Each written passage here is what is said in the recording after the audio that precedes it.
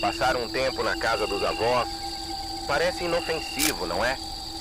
Mas nunca vá para o interior sem proteção, porque mesmo longe da cidade, há coisas que vivem entre as sombras. Os mais antigos falam sobre uma presença, um espírito, mulher, animal, uma criatura que ninguém sabe exatamente o que é.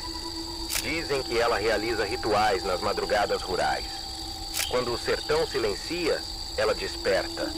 Um ser sinistro das sombras, que atormenta a vida dos sertanejos. Alguns juram ter visto olhos brilhando no telhado. Dizem que ela captura pessoas e que não se alimenta apenas das almas, mas também da carne. Se for passar uns dias no interior, não durma com a janela aberta.